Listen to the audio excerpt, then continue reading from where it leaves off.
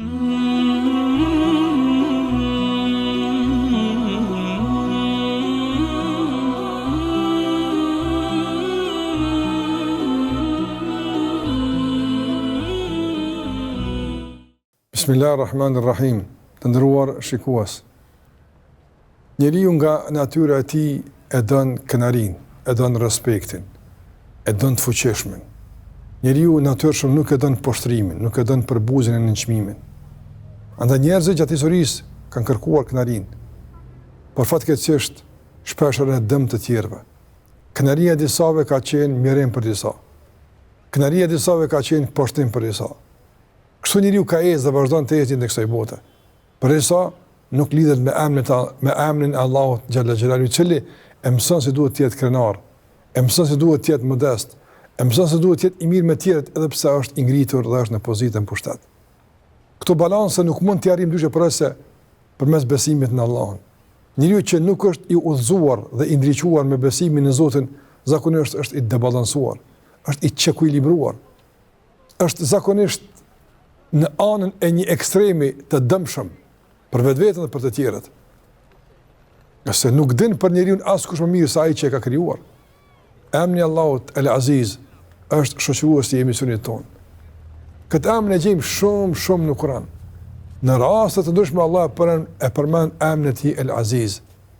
El Aziz të ndruar shikuesi ka disa kuptime. Nga kuptimet është diçka që është e rrallë, për shkak se është e shtrejtë. Nga kuptimet është diçka që është, domthonë, e pamposhtur, diçka që është fuqishëm, rezistente, nuk ka mundësi të tejkalohet. Diçka që është kënare, e ngritur. E tjera nga kuptimet el-izza, në gjuhën arabe, nga burimi i cës fjalë vi edhe emri Allahut el-Aziz. Në raport me Allahun xhallahu kjo emër nuk del jashtë kuptimeve gjuhësore. Prandaj Allah është i rrallë në kuptim të asaj që veç një e kemi. Ska si Allah, lejse kemi të lihi shej. Nuk është i ngjashëm me të askush. Ska. Në ndëruar, duhet ta vlerësojmë shtrejt raportin me Allahun xhallahu ala. Sa njerëz i gëzohen, për shembull, kur hasin në informata të rrallë. Veç unë e kam informata. Shikoj sot mediat shtyhen për, domthonë, informimin kush e bën i pari. Ose gjen diçka të rrallë që askush nuk e ka, për shembull. Nëse ka një për shembull, han një ushqim të rrallë, se han askush atë ushqim, një jetë kogja i privilegjuar. Nëse ka për shembull pasuri të rrallë, margaritar saktuar, të rrallë, nuk gjendet kjo. Një jetë mirë, mirë.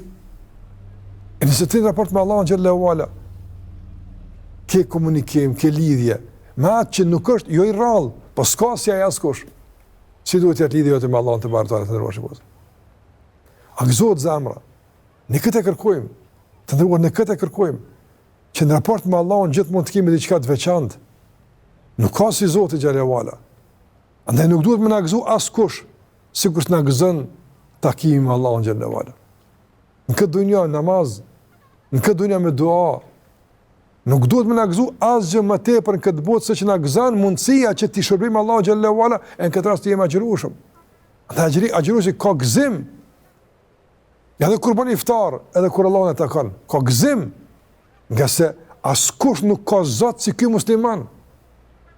Askush nuk e ka mundësinë që në mënyrë të qelluar e të duhur të bindet Zotit sikurse muslimani. El Aziz nuk është absolutisht askush afër ti, nuk është askush si ai. Sa është kjo e këndshme. Dhe të gjitha kuptimet e kënaqërisë, e dominimit, triumfit dhe ngadhnimit burojnë nga emri Allahut El Aziz. Prandaj, ne kemi sukses në këtë dunjë, ne ngadhnim mbi të gjitha sprovat e të lashët tona. Ne triumfojmë në të gjitha betejat tona. Ne jemi krenar përkundër situatave që kalojmë gjithmonë. Duke u mbështetur në atë që është El Aziz. Duke në ndihmuar atë që është El Aziz. Andaj, sa e inkurajnë kjo muslimanin të ndëruar shikues. Sa i jap fuqi kjo muslimanit. Andaj muslimani asnjëherë nuk është i kompleksuar për shkak të besimit të tij. Është Aziz. Është kënar për shkak se ka besuar në El Aziz. Ka besuar në atë që e tërë kënaria realisht vije prej tij. Prandaj nuk duhet të ndihemi të tërfnuar pse jemi musliman. Përkundrazi, ti ke besuar në El Aziz, i pamposhtur, i dominon të gjithë, askush nuk e dominon. I vetmi, nuk është i ngjashëm me të askush. I gjithë pushtetshëm, i gjithë fuqishëm. Ndihma dhe triumfi për ti vijnë.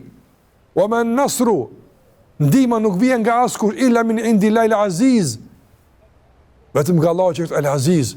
Ai dominon. Nga sa është i gjithë pushtetshëm. Prandaj mundësia që të besojmë këtë Zot, ta lutim këtë Zot, të jemi lidhur me këtë Zot, si reagon zemra ka shikësoj të nërshikues. Prandaj ne kërkojmë që me emrin e Allahut El-Aziz dhe emrat e tjerë të përmirësojmë zemrën tonë, të përmirësojmë cilësinë e besimit tonë, të veprave tona, të ndihemi komat që ky besim të jetë burim i lumturisë, burim i sigurisë, burim i qetësisë për në këtë botë, po dhe burim i shpëtimit dhe shpëlimit të gjykimit. Ne këtë kërkojmë. Dhe arritshëm është. Andaj, sikur që ka thënë dietarët, sa më shumë e njohim Allahun, më shumë e dojmë. Sa më shumë e njohim Allahun dhe sa më mirë e njohim Allahun, më tepër e adhurojmë Allahun Azza wa Jall. El-Aziz, ndihmë krenar, motër nderuar që ke vendosur familjen, ndihu krenare, ndihu ballhapur, se atë që ke bërë ti është e duhura 100%, nga se nga ti e ka kërkuar i gjithfuqishme. Nuk ka forcët në poshtë, e të zbraps nga vendimi që ti është mbuluar. Apo ti që dënë, ti është i udhëzuar apo udhëzuar, apo ti që dënë ti është në me agjerim, apo ti me namaz, apo ti që ke vendosë me thonë haramit jo, të keqës jo. Për kundër tendencave për me kompleksu, ndoshta me të gjynjëzu, me të nënçmu, me të poshtru, tendencave të caktuar të njerëzve, kur mos i prana? Kur? Njerëzit mund të kenë fuqi mbi ty në moment të caktuar. Mund e dikush me të nënçmu me fjalë, mund dikush me të nënçmu ndoshta edhe me dhunë, me forcë. Megjithatë, nuk mund të depërton poshtnimi dhe nënçmimi dhe dominimi i tij te zemra jote. Njerëz mund të kenë dominim mbi qenien tënde të jashtme, mbi trupin, dikush duhet mund me të lidh, dikush gojë mund me ta mbyll, po zemra s'mund ta ndryshon askush. Pse? Pse është në dorën e atij që është El-Aziz. Atje veç pushteti i Allahut është. Në zemër veç njeri mundet me lenë Allah xhallahu me ndryshu, askush tjetër. S'ka mundsi. Madje edhe në shprehje dikush mund të thotë se po që ashtu që po thuti, po në zemër e urran.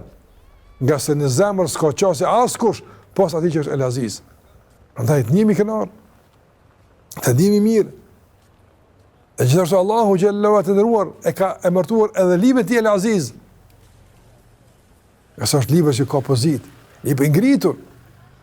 Sikur që tha Allahu xhallahu ala në Kur'an, inna nahnu nazzalna dhikr, ne kemi zbrit. Ne kemi mërujt. Dhe libri i ngritur, nuk mund të prekin atje fjalët e njerëzve, durët e njerëzve, nuk mund të përzihen atje interesat e njerëzve. Përkundër tendencave shekullore për ta tjetërsuar Kur'anin, për ta ndryshuar Kur'anin, gjitha ka ndërtuar. Ka ndërtuar, nga se kjo është mbi përpjekjet e njerëzve, mbi mundësi dhe aftësitë e njerëzve për ndikuar, mbi gjitha këto El-Aziz. Libri i tij është El-Aziz, nga se ai është El-Aziz, i ngrituri, i larti.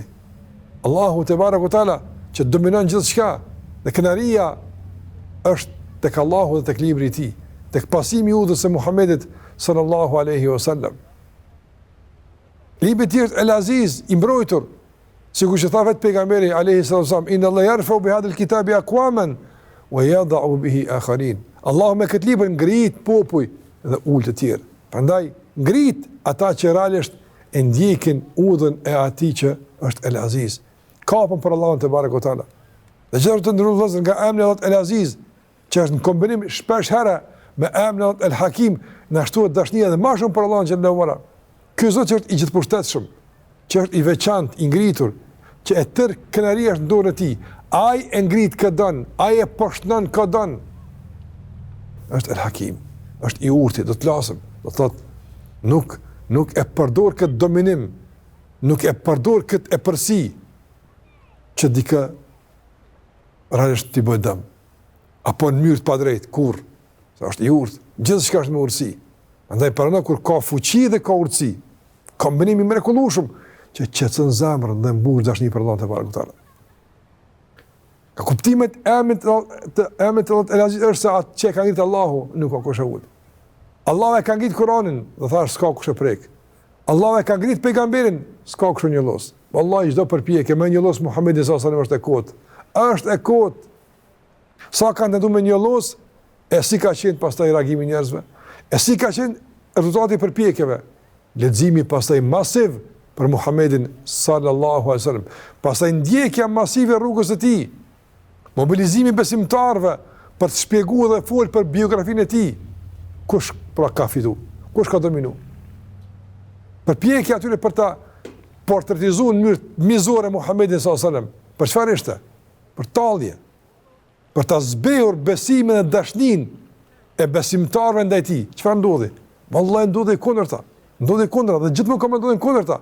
Nga se Allah është ai që triumfon dhe është ai që ngadhen gjithmonë në të gjitha përpjekjet e njerëzve për të tërsuar atë që Allahu xhallahu ala ka ngrit dhe atë që Allahu azza wajalla ka bërë të veçantë dhe ka bërë nëpërsi.